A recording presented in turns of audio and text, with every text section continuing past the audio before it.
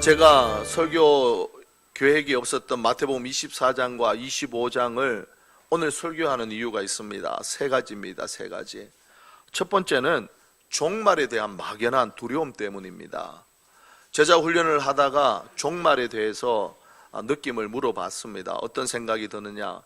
대부분 성도님들이 두려움을 이야기하시더라고요.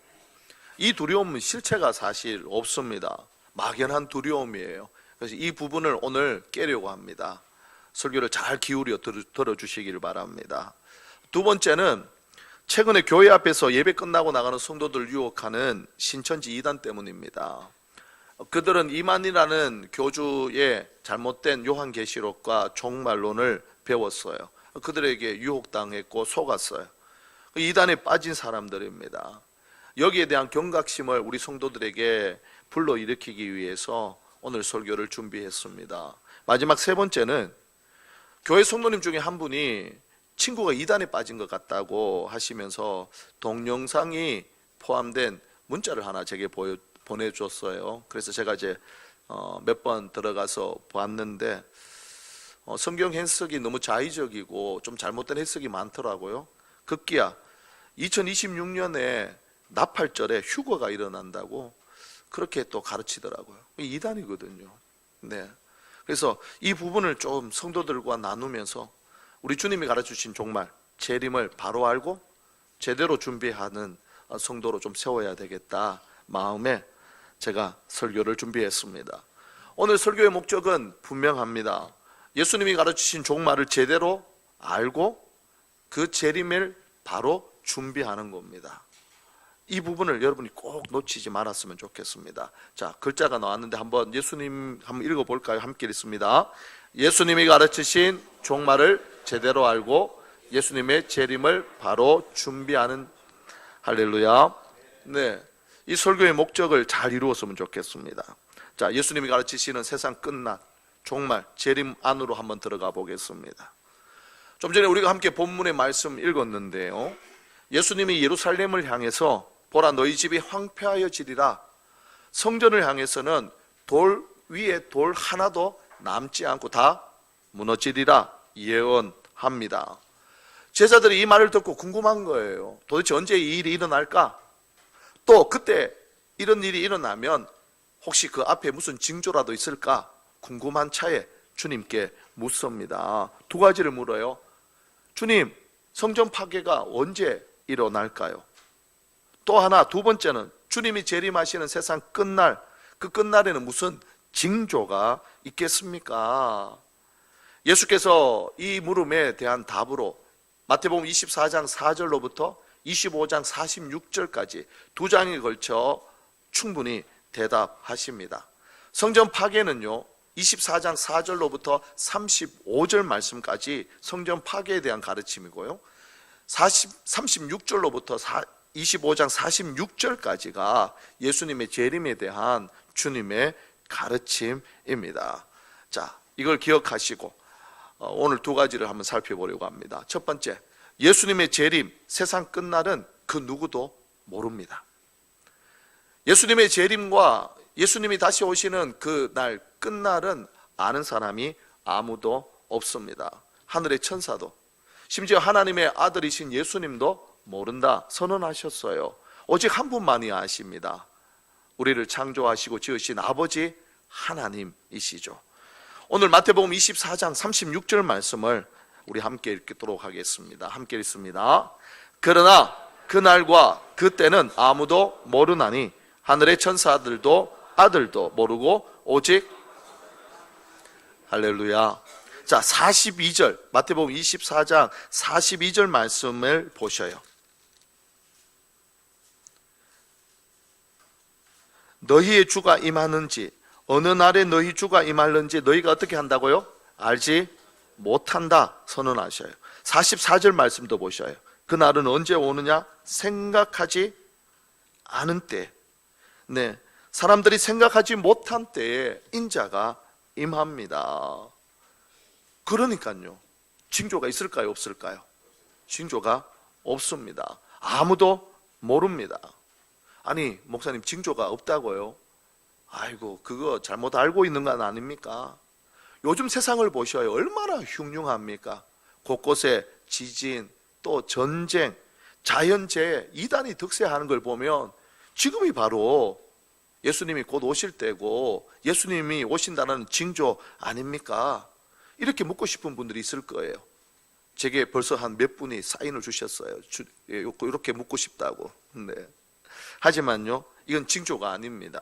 왜 그런지 예수님이 가르쳐 주신 성전 파괴에서 그 이유를 한번 보겠습니다. 마태복음 24장 4절로부터 35절에 예수님은 성전 파괴에 대해서 가르쳐 주시는데요, 먼저 4절로부터 8절 말씀을 보셔요. 이 4절로부터 8절은 성전 파괴는 물론이고 세상 끝날에 대한 잘못된 기대, 또 거기에 대해서 흥분하는 사람들에 대해서 경고하는 내용입니다. 먼저 4절을 보셔요. 우선 많은 사람들이 자기가 그리스도다, 내가 재림한 예수다라고 사람을 미혹합니다. 근데 그렇게 미혹할 때 어떤 일이 일어나느냐? 난리가 일어납니다. 흉흉한 소문이 돌아요. 전쟁, 기근, 지진이 도처에서 일어납니다. 하지만 6절 말씀을 보셔요. 이러한 일이 일어나는데 그때는 어떤 때라고요? 네, 끝은 아니다라고 말을 해요. 그러니까 끝날이 징조가 아닌 겁니다. 실제로 제가 자료를 찾아보니까 이 당시에 수많은 수많은 거짓 그리스도가 등장을 했어요. 대표적인 사람 두 사람을 소개하면 드다라는 사람과 갈릴리의 유다라는 사람이에요. 이 두 사람이 자신이 재림한 예수 그리스도라고 사람들을 미혹했습니다. 그때 어떤 일이 있었느냐? 전쟁도 발생을 하고요, 지진도 곳곳에서 일어났습니다. 파르티아 전쟁, 또 안티바스 로마 황제와 나바테아 왕의 전쟁이 일어났고요, 여러 지역에서 폭동이 일어났습니다. 큰 지진도 많이 발생했는데요, 예루살렘도 그 당시에 이렇게 지진이 일어났고요, 여러분이 잘 알고 있는 폼페이 지진, 바로 62년경에 일어났습니다. 그러다 보니까 흉흉한 소문이 돈 겁니다. 지진이 일어나고 전염병이 돌고 전쟁이 일어나면서 사람이 죽어나가니까 이때가 말세다 하고 거짓 사도와 선지자들이 나타났습니다.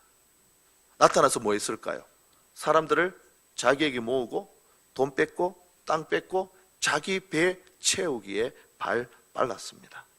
하지만 이런 일들은 성전 파괴의 끝도 세상의 끝날도 아닙니다. 이거는 징조가 될 수 없습니다. 징조라고 하기엔 너무너무 이런 일이 자주 일어나요. 예수님이 오시기 전에도 지진이 있었고 전쟁이 있었고 기근이 있었고 전염병이 있었습니다. 현대도 지진이 일어나고요, 기근이 있고 전염병이 돌고 있습니다. 그렇기에 이런 일들은 결코 성전 파괴나 세상 끝의 징조가 아닙니다. 하지만 이단들은요, 거짓 사도들은요, 거짓 선지자들은, 거짓 그리스도들은 이때를 이용합니다. 사람의 불안한 마음을 어떻게 해요? 사용해서 그들의 욕망을 채우는 것이죠. 여기 절대 미혹되면 안 됩니다. 이런 시기가 어떤 시기냐? 아이를 출생할 때 겪는 산통과 같아요. 산통이 생겼다고 아이가 갑자기 태어나나요? 그렇지 않거든요. 오랜 시간 산통을 겪은 후에야 아이가 태어납니다. 저도 아들을 2명 낳았잖아요. 그러다 보니까 이걸 누구보다 잘 알고 있는데, 산통이 뭐 계속 있는 게 아니잖아요. 한 5분 산통하면 5분 쉬어줍니다. 좀 살만하다 싶으면 한 15분 배가 아파 산통을 겪어요. 그러다가 또 15분 지나면 15분 또 쉬고 뭐 30분. 이게 반복되다가 나중에 아이가 태어나는 겁니다. 그러니까요, 사회적 혼란, 자연재해 이런 것들은요, 그 당시 성전 파괴나 세상 끝에 대한 징조가 아닙니다.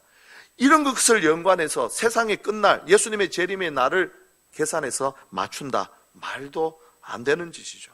산통을 몇 번 겪으면 아이가 태어난다, 이거 맞출 수 있나요? 맞출 수 없는 것과 같습니다. 그러니까 거짓 선지자에게 속지 마십시오. 이런 일은 재난의 시작에 불과합니다.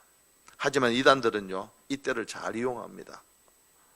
벌써 5년이 지났는데요, 2014년 12월 14일에 홍해선이라는 사람이 한국에 전쟁이 발발한다고 예언을 했습니다.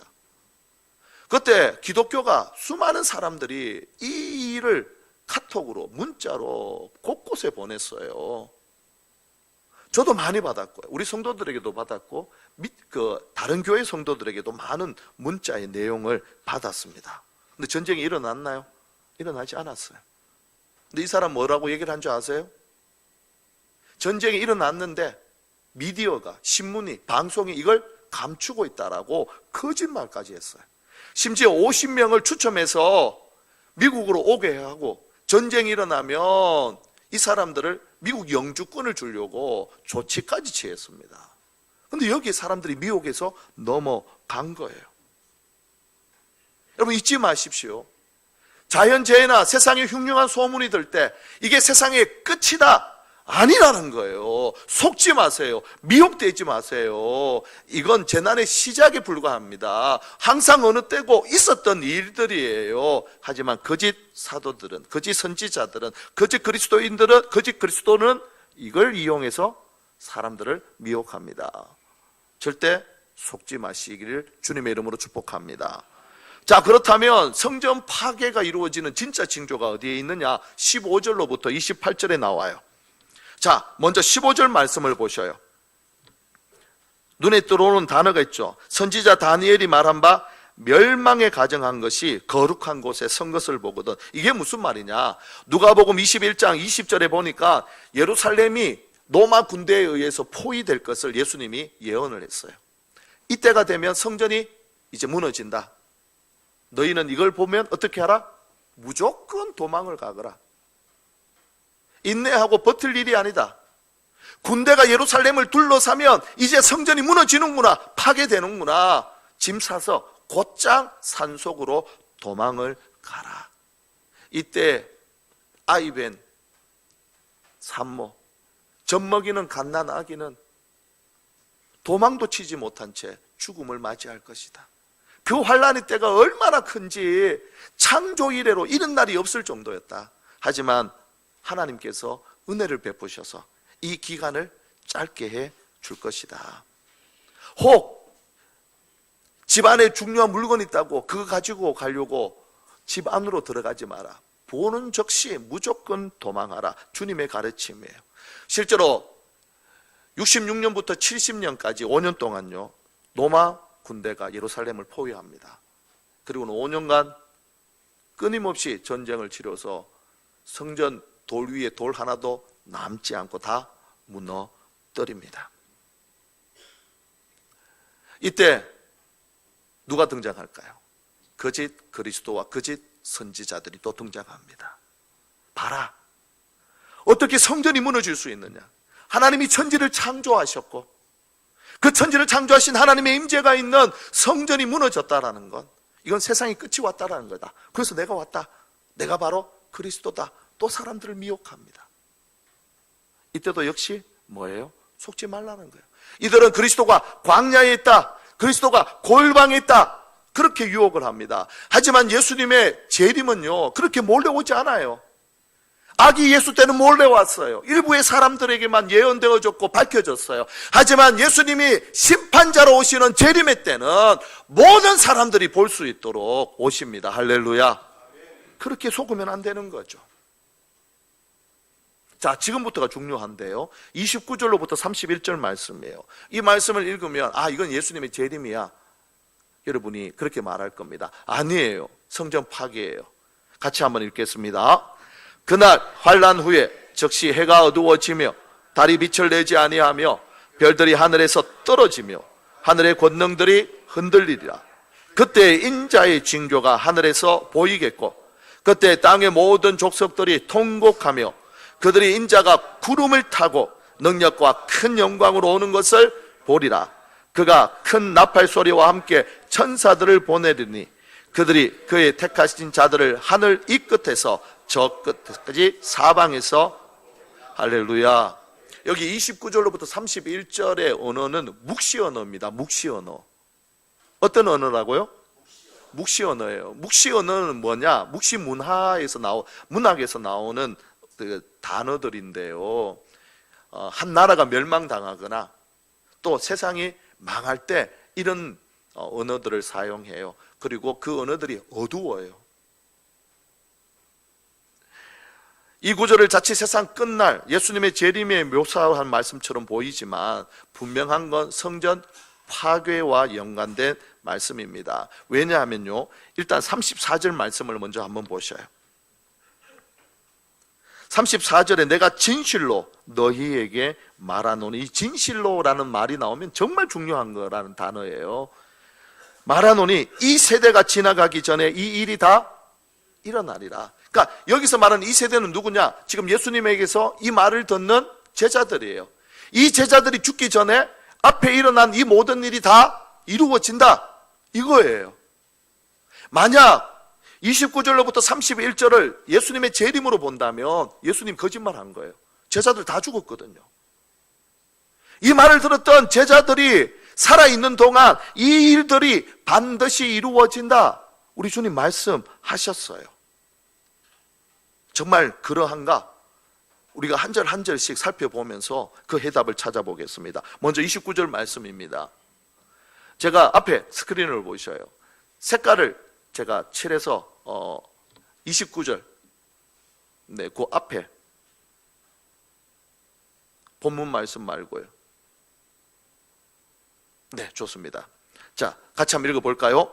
그날 환난 후에 즉시 해가 어두워지며 달이 빛을 내지 아니하며 별들이 하늘에서 떨어지며 하늘의 권능들이 한 나라가 망하고 세상이 망할 것 같을 때 사용했는 묵시 언어예요. 이 녹색으로 칠해진 글자는 구약 성경 이사야 13장 10절 말씀을 인용한 구절이고요. 빨간색은 이사야 34장 4절 말씀을 인용한 것입니다. 자, 이걸 생각하시고 먼저 이사야 13장 10절 말씀을 보셔요. 같이 한번 읽을까요? 하늘의 별들과 별 무리가 그 빛을 내지 아니하며 해가 돋아도 어두우며 달이 그 빛을 비추지 아니할 것이라. 자, 해가 떴어요. 달이 떴어요. 근데 빛이 비치지 않아요. 이건 세상이 망했다, 지금 세상이 망하고 있다, 이런 것을 표현할 때 사용하는 언어예요. 자, 그렇다면 이사야는 왜 이사야 13장 10절에서 이것을 기록했을까요? 무엇 때문에요? 그 당시 온 세계를 지배하고 있었던 바벨론 제국의 멸망을 이렇게 표현한 겁니다. 그 누구도 바벨론이 무너질 것이라 생각하지 못했던 시대예요. 천하를 호령했습니다. 가는 곳곳마다 전쟁에서 온 나라를 삼켰고 자기 통치 아래 두었어요. 누가 이 바벨론이 무너질 것이라고 생각했겠습니까? 그런데 이사야가 하나님께 예언을 받아서 이 말씀을 기록했습니다. 그런데 그때 무너지는 게 뭐와 같느냐? 마치 하늘의 별과 해와 달과 별이 있는데도 불구하고 어두워서 세상이 깜깜해졌다, 이 바벨론 멸망을 말한 거예요. 자, 빨간색을 한번 보죠. 이 빨간색은요, 이사야 34장 4절 말씀입니다. 자, 보셔요. 하늘에 무엇이 사라졌다고요? 만상이 사라지고 하늘들이 두루마리 같이 말렸다라는 거예요. 이 만상이라는 건 하늘에 떠 있는 해, 달, 별들이에요. 이 하늘에 떠 있는 해와 달과 별들이 사라졌어요. 그러면 세상 망한 거잖아요. 이사야는 왜 이 말을 기록했을까요? 이사야 34장 10절에 4절에 나오는 내용은요, 에돔이라는 나라를 비롯해서 열방의 나라를 하나님이 심판하신다. 하나님이 심판하시면 뭐예요? 그건 멸망이거든요. 그러니까 한 나라의 심판과 멸망을 이사야가 예언하면서 그 무너짐이 마치 해와 달과 별이 떠 있는데도 빛이 없고 하늘에 떠 있는 해와 별들이 땅에 떨어져서 온 땅이 사라진 것과 같은 언어로 사용을 한 겁니다. 자, 마태가요, 이 언어를 가지고 와서 지금 어디에 비유하고 있느냐? 성전 파괴가 바로 이와 같다. 성전 파괴가 마치 하늘에 떠 있는 해가 빛을 잃은 것이고 그 해가 땅에 떨어진 것과 같이 세상의 끝과 같은 일로 온다. 이게 예루살렘의 멸망을 이야기하는 거거든요. 성전 파괴입니다. 이 사실을 여러분 잊지 마셔요. 결코 재림의 예언의 말이 아닙니다. 이제 많은 성도들이 보는 순간, 야, 이건 예수님의 재림이야, 이건 빼도 박을 수 없어 말하는 30절을 봐야 합니다. 30절 말씀도 같이 한번 읽겠습니다. 30절입니다.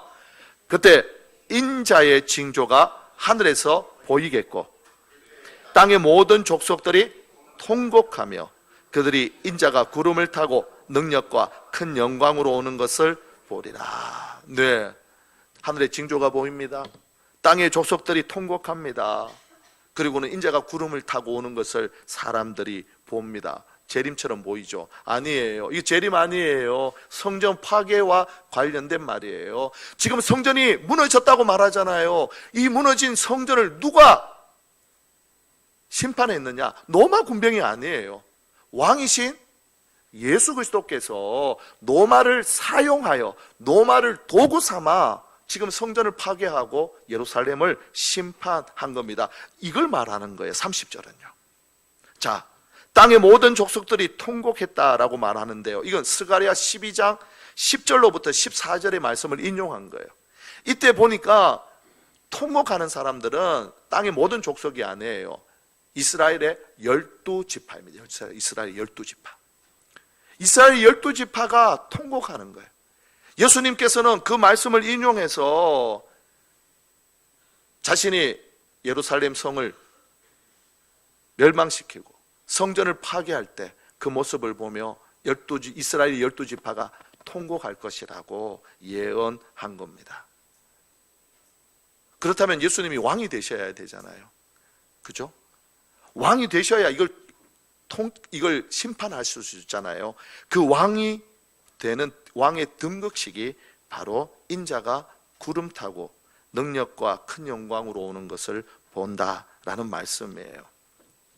이건 역시 다니엘 7장 13절 14절의 말씀을 인용한 겁니다. 자, 다니엘 7장 13절 말씀을 보셔요.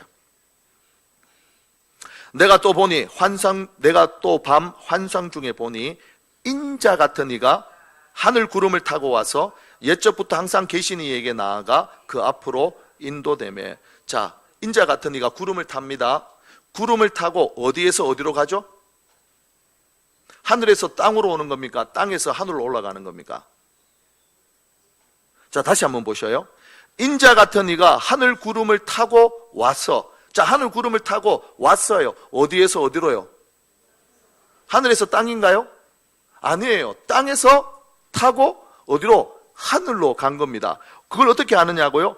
옛적부터 항상 계신 이에게 나아갔다라는 거예요. 하나님 어디 계시나요? 하늘에 계시잖아요. 그러니까 하늘에서 구름 타고 땅으로 온 게 아니고 땅에서 구름 타고 하늘로 올라간 거예요. 예수님의 승천이에요, 승천. 그렇게 가서 뭘 하셨느냐? 보니까 14절입니다. 같이 한번 읽을까요? 그에게 권세와 영광과 나라를 주고 모든 백성과 나라들과 다른 언어를 말하는 모든 자들이 그를 섬기게 하였으니 그의 권세는 소멸되지 아니하는 영원한 권세요 그의 나라는 멸망하지 아니할 것이니. 할렐루야. 예수님이 그렇게 구름 타고 하늘로 올라가셨어요. 하나님 앞에 나아갔습니다. 그때 받은 것이 뭐냐? 권세와 영광과 나라예요. 권세와 영광과 나라. 이 왕이라는 거예요, 왕. 이렇게 받자 모든 백성과 나라들과 다른 언어들을 말하는 자들이 예수님을 왕으로 섬기게 되었습니다. 그렇다면 예수님이 구름 타고 하늘로 올라가는 건 뭐예요? 왕이 되기 위해 올라가는 왕의 세레모니, 왕 등극식이에요, 등극식. 자, 보셔요. 예수님은 제자들이 보는 앞에서 구름 타고 하늘로 올라가셨습니다. 그곳에서 하나님으로부터 모든 땅과 나라를 통치하고 다스리시는 왕권을 받으셨어요. 이제 주님이 말씀하신 대로 하나님을 거부하고 기도하는 하나님의 집을 강도의 소굴로 만든 이스라엘을 심판하셔요. 그래서 지금 예수님이 말씀하신 이 구름 타고 온다라는 건 재림이 아니라 승천인 겁니다. 34절에서 이 모든 일들을 이 세대가 지나가기 전, 너희들이 죽기 전에 반드시 다 이루어진다. 할렐루야. 정말 그대로 이루어졌잖아요. 그들 앞에서 성천하셨고 제자들이 보는 앞에서 성전은 하나도 남김없이 파괴되었습니다. 그리고 그 결과로 말미암아 어떤 일이 생겼느냐? 복음이 예루살렘에 머물러 있다가요, 그 성전이 파괴됨과 동시에 이 천국 복음이 온 땅으로 흘러갑니다. 여기까지 말씀하신 주님이 32절로부터 35절에서 무화과 나무의 비유를 배워라 말씀하셔요. 무화과 나무는요, 이스라엘에 가면 흔히 볼 수 있는 나무입니다. 이제 잎사귀가 나는데요, 잎사귀가 언제 나느냐? 늦봄에 납니다. 늦봄에. 그러면요, 사람들은요, 그 잎사귀를 보고 이제 여름이 왔구나 하고 아는 거예요. 마치 우리가 개나리 피면 어떤 계절 온 거죠? 봄이 온 거예요. 그거와 똑같은 거예요. 이처럼 앞에 이런 일들, 예루살렘 성전이 로마에 포위되고 거짓 선지자들이 일어나는 것을 보면 이제 곧 성전이 파괴되겠구나, 이거 알아는 거예요. 이게 바로 징조입니다. 그런데 이 더러운 거짓 선지자들과 거짓 그리스도는요, 이걸 이용해서 성도들을 미혹합니다. 자기 배를 채우는데 급급해요. 절대 속지 마십시오. 예수님의 재림은 아무도 모릅니다. 징조도 없습니다. 갑자기 나타납니다. 이 사실 또한 믿고 주님의 재림을 잘 준비하는 성도가 되길 축복합니다. 자, 그렇다면 어떻게 준비해야 할까요? 잘 준비해야 되겠죠. 예수님의 재림, 세상 끝날은요, 깨어 준비해야 합니다. 어떻게 준비한다고요? 깨어 준비해야 합니다. 할렐루야. 자, 이제부터 마태복음 25장 36절로부터 25장 46절까지 예수님의 재림에 대해서 우리가 살펴볼 텐데요, 예수님의 재림은 느닷없이 불시 중에 일어납니다. 이것을 가르치기 위해서 예수님은 몇 가지 예를 드셨습니다. 노아 홍수의 예, 밭 가는 두 사람, 맷돌 가는 두 사람, 도둑 비유, 충성되고 지혜로운 종과 악하고 미련한 종의 비유를 이야기하셨어요. 도둑이 예고하고 오나요? 아니에요. 예고하지 않은 때, 생각지도 않은 때에 와서 물건을 훔쳐 갑니다. 마찬가지로 주님, 우리가 생각하지 못했던 때에 오셔서 이 땅을 심판하십니다. 이런 심판의 때를 잘 준비하기 위해서는 어떻게 해야 되느냐? 그 과정을 자세히 소개하는 것이 마태복음 25장에 나오는 세 가지 비유예요. 마태복음 25장에 보면 세 가지 비유가 나옵니다. 열처녀 비유, 두 번째는 달란트 비유, 세 번째가 양과 염소의 비유입니다. 이 세 가지 비유를 따로 떼어서 해석하면 절대 안 돼요. 이 세 가지는 항상 예수님의 재림과 연관해서 뭐예요? 해석해야 돼요. 그래야 바른 해석이 나옵니다. 먼저 열처녀의 비유를 보죠. 이 비유는요, 성도의 준비와 준비를 잘한 성도와 그렇지 못한 사람의 운명이 달라진다는 것을 가르칩니다. 준비를 잘하면 천국에 들어갑니다. 하느님 나라의 상속을 받아요. 준비를 못하면 쫓겨나서 영원한 멸망에 처합니다. 기름을 준비하는 건 예수님이 재림하기 전까지만 가능합니다. 예수님이 재림하면 더 이상 기름을 준비할 수 없습니다. 열처녀를 보셔요. 다섯은 미련한 처녀요, 다섯은 슬기로운 처녀입니다. 슬기로운 처녀는 기름을 충분히 준비했습니다. 미련한 다섯 처녀는 지금 불붙은 거기만 있는 거예요. 여기에 문제가 생겼습니다. 신랑이 더디 옵니다. 일찍 왔었어야 되는데 더디 옵니다. 예수님의 재림은 사람들이 생각하는 것보다 더디 오는 것처럼 느껴집니다. 그렇다고 준비를 안 하잖아요. 그러면 그 끝은 멸망이요, 영벌입니다. 기다리다가 이 10명의 처녀가 다 잠이 들었어요. 신랑이 왔다는 소리에 잠이 깬 후 운명이 달라집니다. 준비한 처녀와 준비하지 못한 자는 같이 잠을 잤지만 그 후에 행동은 달라집니다. 미련한 다섯 처녀는 슬기로운 다섯 처녀에 가서 기름을 나눠달라고 합니다. 하지만 우리가 쓸게도 부족하다, 차라리 시장에 가서 그 기름을 사오라. 그러자 이 미련한 다섯 처녀가 시장으로 뛰어갑니다. 그 중간에 어떤 일이 일어났을까요? 슬기로운 다섯 처녀와 신랑이신 예수님은 함께 혼인잔치에 들어가 버리고 문은 닫혀버렸습니다. 뒤늦게 달려온 이 미련한 5 처녀는 주님 앞에, 신랑 앞에 왔지만 신랑은 그들을 향해 모르겠다, 나를 떠나가라 말씀하시는데요. 마태복음 25장 12절 13절 말씀을 보셔요. 대답하여 이르되 진실로 너희에게 이르노니 내가 너희를 알지 못하노라. 자, 13절 큰 목소리로 함께 읽습니다. 그런즉 깨어 있어라. 너희는 그날과 그때를 알지 못하는. 여기 깨어 있으라는 말은 잠자지 마라 그런 얘기가 아니잖아요. 잠도 잤단 말이에요. 기름을 준비하라는 겁니다. 기름을. 그래야 주님이 오신 그날 충성된 종이라 칭찬받고 천국을 유업으로 받습니다. 자, 그렇다면 준비해야 할 기름이 무엇일까요? 이 기름이 무엇인지를 그 다음 달란트 비유가 가르쳐 줍니다. 25장 14절로부터 30절에 나오는데요. 자, 주인이요 어느 날 집을 떠나 멀리 갑니다. 그리고 종들을 불러요. 불러서 5달란트, 2달란트, 1달란트씩 맡겨서 이것으로 장사해서 이윤을 남겨라 말합니다. 여기 달란트는요 약 6천 데나리온인데요, 한 사람이 하루 일해서 버는 그 수당이, 일당이 바로 한 데나리온이에요. 그러니까 6천 일을 일해야 되는 거예요. 약 한 20년. 그러니까 5달란트면 뭐예요? 평생 벌 수 없는 돈, 어마어마한 양입니다. 자, 이렇게 종들이 맡았습니다. 5달란트 받은 종은 그 즉시 뛰어가서 장사합니다. 몇 달란트 남겼죠? 5달란트를 남겼어요. 2달란트 받은 종도 장사하고 2달란트를 남겼습니다. 근데 1달란트 받은 종의 모습을 보셔요. 삽을 들고 아무도 보이지 않는 곳에 가서 땅을 팝니다. 그리고는 그 1달란트를 땅에 묻어둡니다. 자, 주인이 왔습니다. 야, 모여라, 계산하자.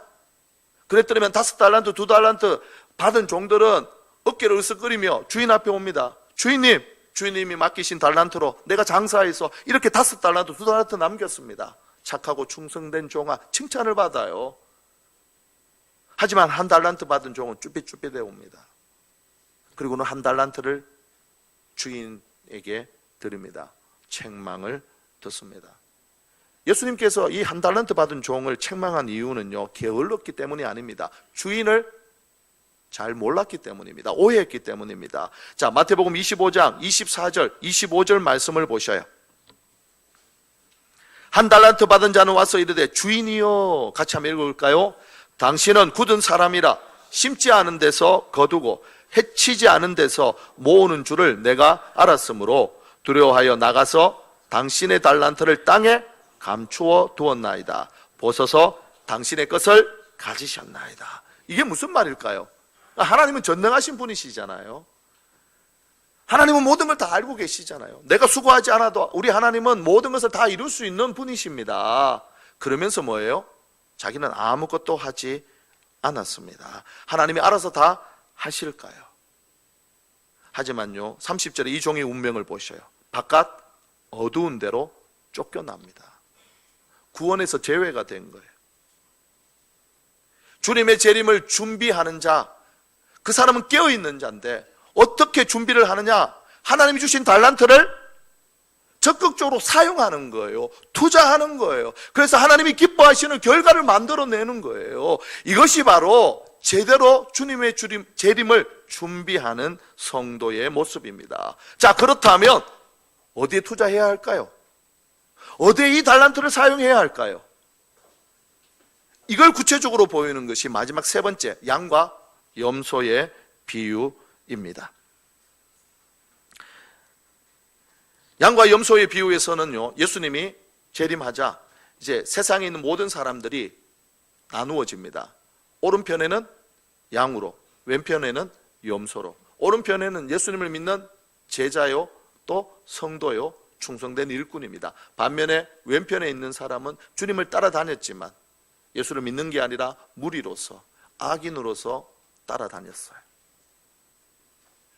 예수님께서 그렇게 나누어진 사람들, 오른편에 있는 사람들에게 복을 줍니다. 그리고 하나님 나라를 상속받으라 명령하는데요, 그 이유를 35절 36절에서 설명합니다. 마태복음 25장 35절 36절을 함께 읽습니다. 내가 줄일 때 너희가 먹을 것을 주었고, 목마를 때 마시게 하였고, 나그네 되었을 때 영접하였고, 헐벗었을 때 옷을 입혔고, 병들었을 때 돌보았고, 옥에 갇혔을 때 와서 보았느니라. 예수님께서 오른편에 있는 양들에게 복을 주시고 하나님 나라를 상속하게 한 이유가 뭐냐? 너희들이 나를 먹였고, 또한 마시게 했고, 영접했고, 옷을 입혔고, 감옥에 갇혔을 때 와서 돌봐 주었다. 그랬더니만 양들이요 깜짝 놀랐습니다. 아니 주님, 우리가 언제 주님을 이같이 섬겼습니까? 저희들은 한 적이 한 번도 없었는데요. 그때 주님께서 하신 말씀 기억하시나요? 보셔요. 본문 말씀 40절입니다. 내가 진실로 너희에게 이르노니 너희가 내 형제 중에 지극히 작은 자 하나에게 한 것이 곧 누구에게 한 것이라고요? 예수님에게 한 것이 예수님에게.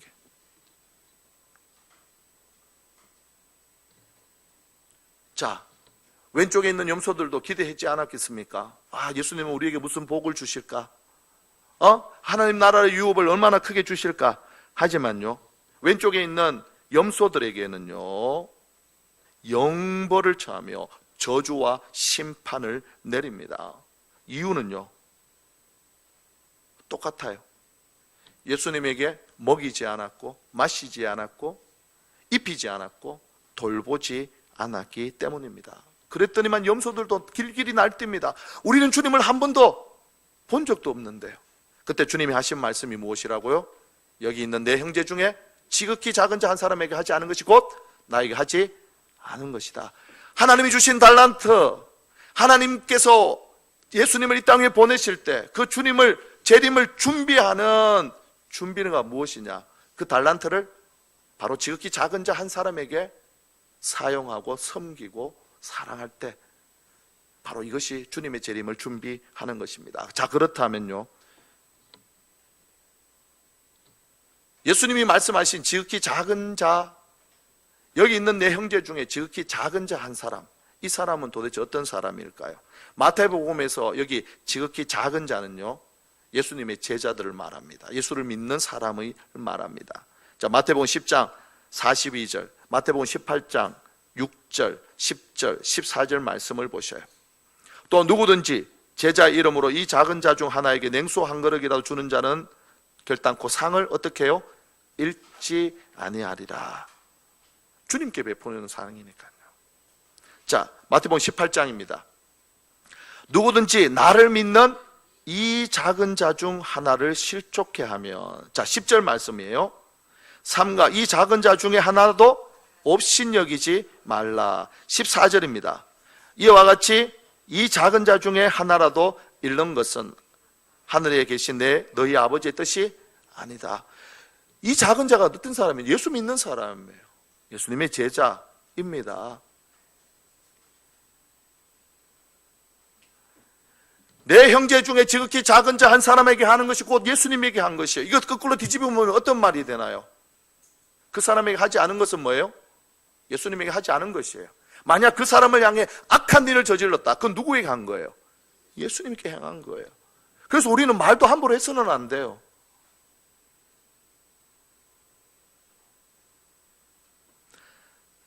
자, 그렇다고 우리가요, 이런 선행으로 구원을 받는 것이냐? 그렇진 않아요. 구원을 어떻게 받죠? 하나님의 은혜와 믿음으로 구원을 받습니다. 할렐루야. 여러분, 하나님 믿으시죠? 은혜로 구원 받았죠? 여러분 안에 믿음이 있으시죠? 그러면 믿음을 보여주셔야 돼요. 믿음은 머릿속에 있는 게 아니에요. 분명히 눈에 드러나는 행동이 따라옵니다. 손바닥과 손등이 하나가 되었을 때 손이라고 말하잖아요. 믿음과 행함이 하나가 될 때 그 믿음이 구원받는 믿음이라고 말해요. 예수께서 하나님의 아들이심을 귀신도 압니다. 그런데 그 믿음을 가지고 그들이 구원을 받았나요? 아니거든요. 오늘 우리 성도들 안에 예수님의 재림을 믿고 신앙을 고백한다면 이제 하나님이 주신 이 달란트를 지극히 작은 자 한 사람에게 사용하고 섬기고 그를 돌보는 일에 적극적으로 사용하셔야 돼요. 이것이 바로 내 안에 믿음이 있다, 예수님의 재림을 신앙한다, 이걸 보여주는 행함인 겁니다. 할렐루야. 그때 예수님께서 복을 주셔요. 하나님 나라를 유산으로 주시는 겁니다. 이 사람이 바로 5달란트, 2달란트 받은 자요, 슬기로운 5 처녀입니다. 제가 설교를 시작하면서 이 설교를 시작하는 3가지 이유를 말씀을 드렸습니다. 첫 번째는 종말에 대한 막연한 두려움 때문이에요.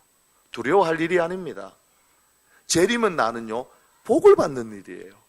하나님 나라를 상속받는 축제의 날입니다. 두려워하지 마세요. 오히려 기뻐하세요. 기대하세요. 할렐루야. 2번째, 최근에 교회 앞에서 예배 끝나고 나갈 때 신천지가 2단 신천지가 와서 유혹을 하잖아요.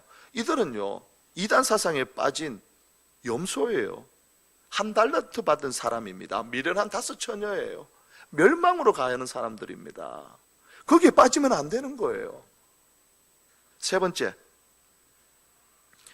교회 성도 중에 한 분이 친구가 2단에 빠진 것 같다고 해서 동영상을 하나 보내주었는데, 그 동영상 안에는 2026년 나팔절에 휴거가 일어난다고 강의를 했습니다. 거짓말입니다. 사기입니다. 예수를 등쳐먹는 예수 무당꾼들입니다. 예수님의 종말은 예수님도 모른다 선언하시고 오직 하나님 한 분만 아시고 징조도 없다고 말씀하셨어요. 그런데 성경 이곳 저곳에서 하나하나 뽑아 봐라, 성경이 말하고 있지 않느냐? 거짓말입니다. 속지 마십시오. 성도는요, 모든 답을 성경에서 찾는 사람입니다. 성도는 모든 답을 성경의 문맥에서 찾는 사람입니다. 그렇다면 우리의 신앙, 말세 신앙, 재림 신앙 역시 하나님의 말씀과 그 문맥 속에서 찾아내야 합니다. 이 말씀을 이렇게 해석하지 않고 다르게 해석을 하고 주님의 재림을 맞추고 29절로부터 31절을 재림으로 속여서 말하는 사람이 있다면 2단이에요. 아예 교제도 하지 마십시오. 오늘 여러분을 축복하고 싶습니다. 재림의 신앙을 바로 세우고 하나님이 기뻐하시는 충성된 일꾼으로 하나님 주신 달란트를 하나님 나라를 위해서 사용하시길 축복합니다. 특히 복음을 전하는 일에, 선교사를 돕는 일에, 가난하고 약한 성도들을 격려하고 세우는 일에 마음껏 사용하실 때, 하나님이, 우리 주님이 다시 오실 때 그 사람은 은혜와 복을 받고 하나님 나라를 유산으로 물려받습니다. 이 은혜가 우리 성도들에게 있기를 축복합니다.